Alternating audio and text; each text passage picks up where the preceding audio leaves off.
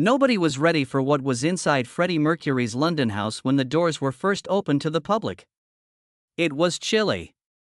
We did discover a significant alteration.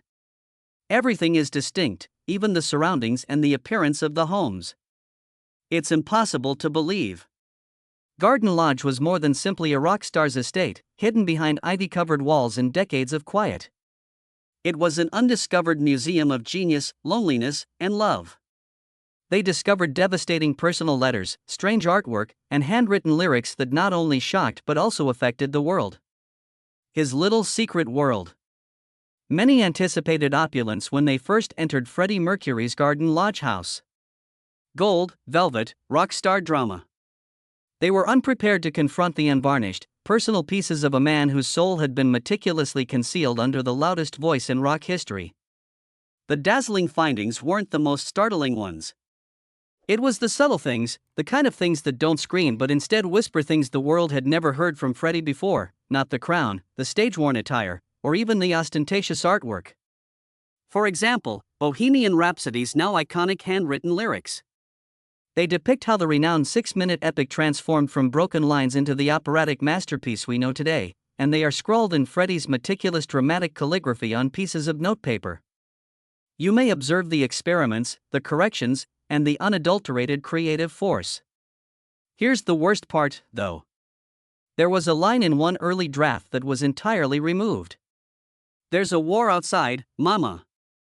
It serves as a reminder and a glimpse into the song that might have been. Even musical gods revise, question, and begin anew. It hits you at that point. It's not a relic. These are remnants of life. They're also all over the place. Auctioneers found a collection of love letters in a silent drawer. From admirers, not lovers. They were preserved in dozens. Teens expressed gratitude to him for making them feel heard. Older admirers spoke about how Queen's music got them through heartbreak, illness, and grief.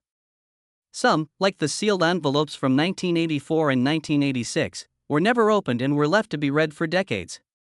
Mercury kept them whether or not he read them. That says it all. A set of extremely intimate Polaroids followed, which nobody had anticipated. These weren't rock and roll moments or photos taken on the red carpet. These were open, offstage, and frequently emotional. Freddie sleeping on a couch, feeding his cats, smiling with pals, and relaxing in silk robes. No posing, no makeup. Only Freddie. Unfiltered, human, and vulnerable. In one particularly poignant image, Mercury is shown sitting by himself at a piano with only a desk lamp for illumination. It was issued in 1987, the year he received his AIDS diagnosis. His typical dramatic flair is absent, and his posture is slouched. It's not morbid. It's personal. Even in the midst of his own death, this man continued to compose music. A birthday card from Jim Hutton, his longtime partner, was present. It was simply written, "To my love, forever." And a silver frame containing a photograph of Mary Austin, whom Mercury formerly referred to as his common-law wife, beside it. Until the day of his death, both pictures were placed next to each other on his bedside table. This modest act demonstrated that love, not the theatrical sort, but the enduring, complex, genuine kind, was what really important, despite his celebrity and all of his lovers. Through context, even things that weren't emotionally charged had new significance. Mercury keeps a little notebook with her daily to-do lists, calls to her mother, orders flowers, and purchases Japanese prints from framers. The legend suddenly becomes human in size. All of a sudden, he is no longer the strutting tight symbol. He is a father, a collector, and a man who tries to finish everything before supper. Tucked away in a drawer close to his writing desk was perhaps the most impactful discovery, one that brought many visitors to tears. Freddie's stack of goodbye notes, which he never sent. The majority were written in beautiful handwriting, undated, and addressed to pals or no one at all. If you're reading this, it indicates that I was unable to say it face to face. Don't be silent in your grief. Don't make a public statement, turn up the volume. No big exit. Waiting in the dark for these secret farewells. One could assume that we were familiar with Freddie Mercury. Pop culture is ingrained with the videos, interviews, and performances. However, this was not like the others. Garden Lodge served as more than just a house. It was a vault. A location where the true Freddie Mercury still resided in ink and objects. The real Freddie Mercury was sentimental, messy, intimate, and considerate. The luxury wasn't the shock. It was in the closeness. We witnessed the performer before the show, the man before the legend, and the world's first real encounter with him. Freddie Mercury's taste at home was surprisingly calm for a man who previously paraded across the world's largest stages in royal cloaks and rhinestone leotards. Yes, it is quirky. Lavish, of course. However, it wasn't the raucous, disorderly luxury you would anticipate from one of rock's most flamboyant frontmen. Rather, Garden Lodge unveiled something surprising. An artist's eye for beauty, a cat lover's heart, and a collector's mind. Freddie's obsession, and it was an obsession, was one of the biggest surprises. With antiques and artwork from Japan. Delicate woodblock prints, lacquerware, silk kimonos, beautifully carved netsuke, little ivory or wooden sculptures, hundreds of pieces, and more porcelain than a museum wing are all on the table. His collection was museum caliber, not merely spectacular. The diversity and quality astounded Sotheby's specialists. Mercury didn't merely experiment. He knew exactly what he was getting when he studied curated. Japanese art has a balance and mystique, he once remarked. I'm a collector and have always been captivated by the finer things in life. These pieces weren't there for show, yet it felt like wandering around a Kyoto gallery without the red carpets and paparazzi. I can't resist. They were quite intimate. Years of travel, peaceful evenings, and a sincere passion for workmanship led to their creation. His dining room, which he used to host extravagant dinners like Liza Minnelli, David Bowie, and Elton John, was even designed to resemble a minimalist Japanese tea room, replete with screens, low lighting, and ideal symmetry. It was not ostentatious. It was quiet. Perhaps that is the true surprise. There was a man who yearned for peace, order, and a little mystery underneath the stadium anthems and theatrical costumes. Afterward, there were the felines. Not all of Freddie Mercury's affections were for cats. He adored them. He apparently had 10 of them living with him at one time, each with a room, toys, and wardrobe of their own. Wardrobes, indeed. A few were rescues. Some were presents. They were all pampered. What are their names? Goliath, Miko, and Delilah. Oscar, Tiffany, Lily, Romeo, and others. You're not prepared for what was discovered inside Garden Lodge if you find this adorable. In elaborate gilt frames, he had personalized oil portraits of his cats. A whole photo collection of their favorite memories was displayed on one wall. Naturally, there were small sweaters, hand-painted dishes with their names, and birthday cards from Freddie. The lyrics of Innuendo's song Delilah make no attempt to conceal the fact that it was written for one of his favorite cats. Delilah, you bring me such joy. As soon as you kiss me, I lose my mind. Adorable, to be sure, but very revealing. These cats were more than simply house pets. They were related. They provided fun throughout sickness and companionship during lonely evenings. And silent happiness when the outside world became too noisy. And the cat stayed in a house where, following his diagnosis, very few humans were permitted. Always faithful and adored. Naturally, Freddie didn't completely give up the flair. He was unable to. Moments of pure Mercury enchantment were nestled amongst the fluffy cat shrines and the placid Japanese compositions. He wore extravagant stage boots, mirrored sunglasses, and a velvet robe and crown that were custom-made and inspired by the genuine British royalty. Even so, they were kept with care, frequently in drawers lined with velvet or in glass display cases. They weren't packed up like old costumes or thrown in closets. Like holy relics, they were kept. Because everything meant something to Freddie. That's why the house was so amazing. It was more than just a house full of possessions. It was an object-based tale. Every item was a sentence, and every area was a chapter.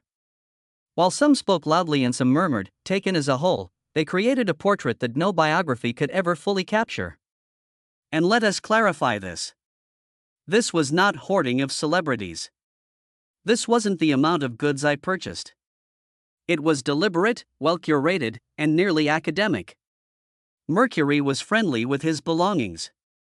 There was a place for everything. Everything was on display, appreciated, and revered. His clothes were an archive, too. Handmade jackets, excellent shoes, and hundreds of perfectly folded silk shirts organized by occasion, designer, and color.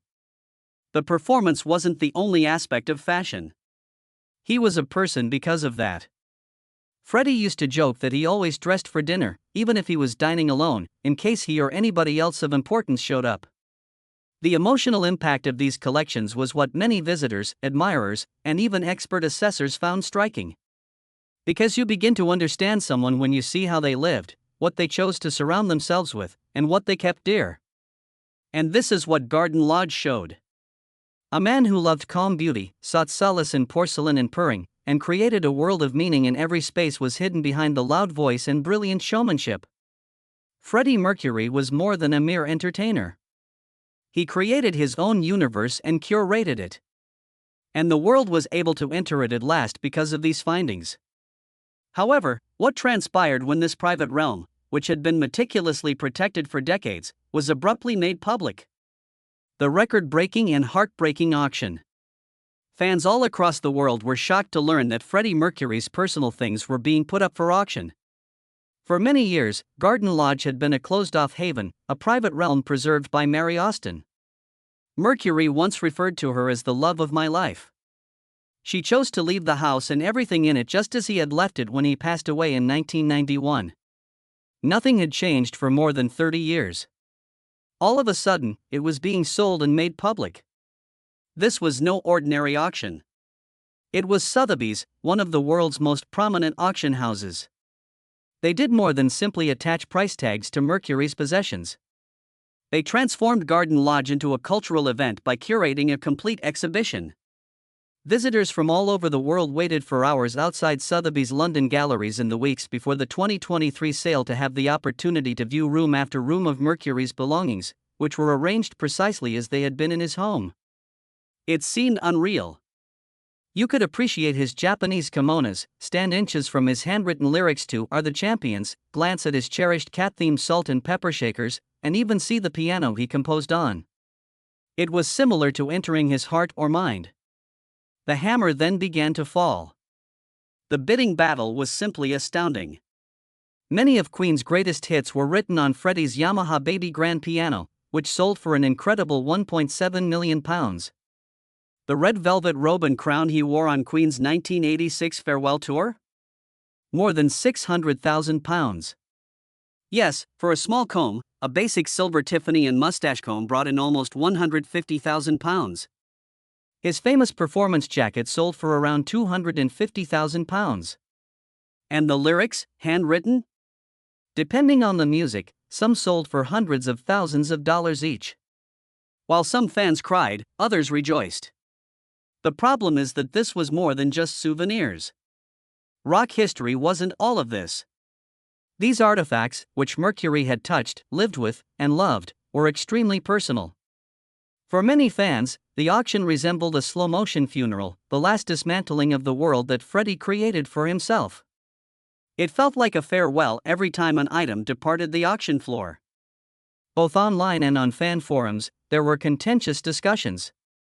There were others who thought Mary Austin had every right to sell the goods. Freddie had trusted her with everything, after all. For decades, she had protected his legacy.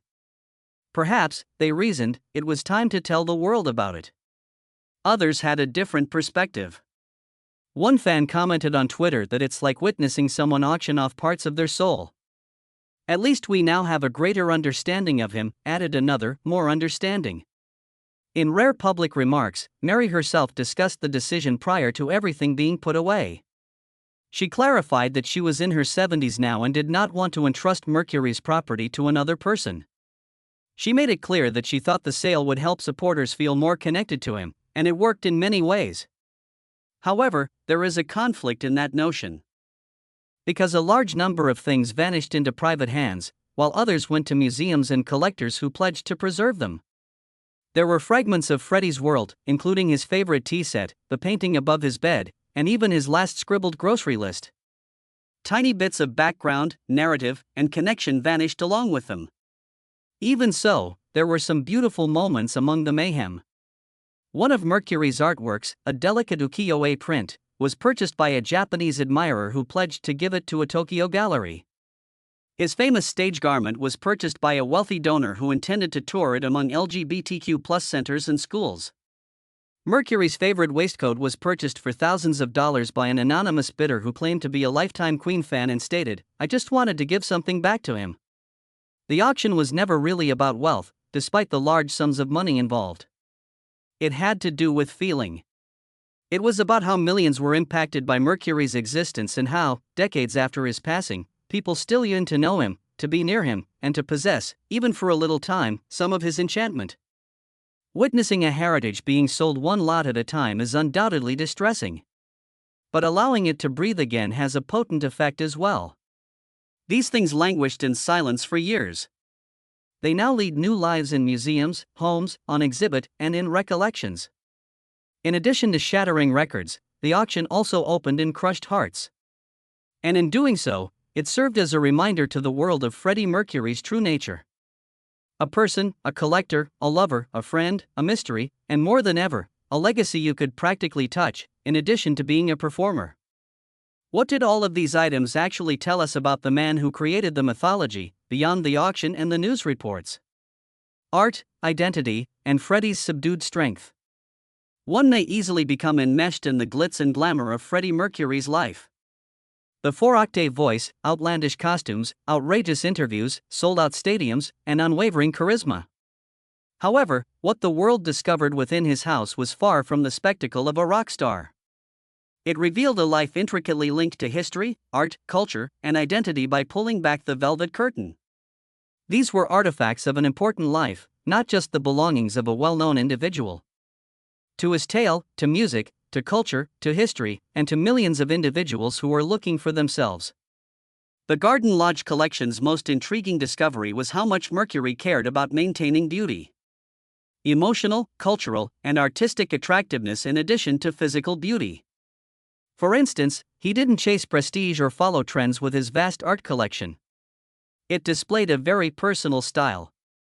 His walls and shelves were adorned with Victorian silver, Japanese woodblock prints, Art Deco glassware, and even Salvador Dali's creations. This man surrounded himself with items that told stories, even when no one else was around to hear them, and he valued things that talked quietly. However, taste wasn't the only factor here. Identity was at issue. Born Farrokh Bulsara to Parsi Indian parents in Zanzibar, Mercury was raised as a cultural outsider in East Africa, a British boarding school in India, and finally England, where he created a brand new identity, complete with a new name. This multi-layered identity was quietly reflected in the objects in his house. Asian textiles, Hindu statues, and Persian rugs. No one cultural narrative prevailed. All that was present was a mosaic, a merging of the East and the West, flamboyance and restraint, and modern rebellion and ancient tradition. You must comprehend what Freddie Mercury stood for, particularly to those who lived on the margins, in order to appreciate the gravity of that. He achieved the pinnacle of a white, male-dominated field as a queer man of color. He also did it according to his own terms. He never denied himself, yet he was never completely out as the contemporary world would have him. He was indefinable. He embodied both femininity and masculine with equal ferocity. He made it difficult to distinguish between power and weakness, between rock god and diva. And he became a symbol of freedom in that uncertainty. The objects found in his house, particularly the more personal ones, revealed a great deal about his internal balancing act. He was wild, unrepentant, and electrifying on stage. Off stage, however, there were signs of loneliness, of silent desire. Handwritten love notes, delicate sketches, and meticulously maintained photographs were all present. Celebrity curiosities weren't the only ones. During a period when visibility may be hazardous, they served as proof of a queer life lived in full color. Keep in mind that Mercury lived and passed away during the height of the AIDS epidemic, when public personalities were frequently compelled to conceal their identities due to public outrage, embarrassment, or fear. It was tragic and a turning point when he passed away in 1991, only one day after coming out with the news that he had AIDS. It made the public face the consequences of remaining silent and raised awareness of the illness on a global scale. However, his house exposed the price of living in secrecy, even at the top of the globe. Among the things discovered were a secret letter cache, an album of unposed photos of partners, and discreet notes written with personal reflections. They were part of history. They described how, in the face of public rejection, LGBT lives were recorded, kept, and safeguarded in secret. They served as a reminder that Mercury was more than just a rock star. He was a part of a much bigger story of survival, resiliency, and resistance. A guy who understood heritage, not just his own, but the history of everything he loved, was also reflected in the Garden Lodge collection from a cultural perspective. His meticulous furniture selection, rare book preservation, and handwritten comments affixed to mementos were not merely sentimental tendencies. They were storytelling acts. Mercury was aware that he was creating something that could be found out eventually. And he ensured it would do the talking. His home was filled with items from many eras and continents, including Persian calligraphy, pop art from the 1980s, Japanese lacquerware from the 18th century, and hand-drawn portraits of his cherished cats. A museum of Freddie Mercury's mind, wild, brilliant, chaotic, delicate, and unapologetically his own, Garden Lodge became, in a sense, its own museum. These objects are now being treated seriously by historians as cultural artifacts rather than as fan relics. A few items have been shown interest in being acquired by museums for their permanent displays. Mercury's home provides one of the most comprehensive views into the life of a queer immigrant artist in late 20th century Britain, according to academic experts. That is not only uncommon, but also invaluable. The cultural relevance extends beyond his legacy. It's about his life and the impact it had on other people. A legend was clarified thanks to the findings made inside Garden Lodge. More significantly, though, they made him more relatable. He was more than just a performer, a voice, or a body. He was a man who treasured all fan correspondence and found solace in the finer things in life. Who was always a son, a lover, and a seeker, and who was concerned about his friends. "I won't be a rock star," Freddie Mercury famously remarked. "I'll go down in mythology." He was both. However, we now know that his reputation was created not just in stadiums and spotlights but also in solitude, silence, and the hallowed place of home because of the treasures he left behind and the way they were eventually shared with the world. After the voice fades but the love just becomes louder, what happens to a legend after the curtain comes down? At that point, Freddie's legacy transcends myth and is shaped by the fans. The timeless symbol. Freddie Mercury was more than simply a rock star to the majority of his admirers. His presence illuminated entire stadiums, his voice could shatter the sky, he was a myth brought to life. A man who appeared to be larger than life. However, something changed when Garden Lodge's walls were eventually taken down. The myth remained intact. It got deeper. Because what was discovered within not only validated his genius but also showed his humanity, which further enhanced the significance of his legacy. Fans all throughout the world had an instantaneous and powerful emotional response. For only 10 peaceful minutes among Sotheby's possessions, several people waited in queue outside his house for hours. People stayed hushed in rooms full of his furnishings, sobbed aloud in front of his scribbled lyrics, and murmured to one another as though they were in a hallowed space. Many others weren't interested in the money or the glitz. It was about making a connection. Mercury spent his last years surrounded by these items. He listened to opera while seated in this chair. He answered the door wearing that robe. It wasn't a prop. They were remnants. The responses were equally strong online. Every inch of the exhibition was being documented by fans using TikToks, Instagram stories, and YouTube walkthroughs. After viewing his piano, some people shared heartbreaking posts. Others recalled how Queen's music helped them come out, heal, or save their lives. Unexpectedly, several people likened the experience to going to a shrine, not to a deity, but to someone who had concealed their suffering and made it sing. The fact is that Freddie Mercury was not an aloof, inaccessible person. Not to his admirers. He was one of them, artistic, awkward, weird, misinterpreted, fearful, daring, and contradictory. Fans felt closer than ever when his private life, including the shopping lists, letters, heartbreaks, and cat bowls, was finally revealed. The mythology was enhanced rather than diminished by what they discovered in his house.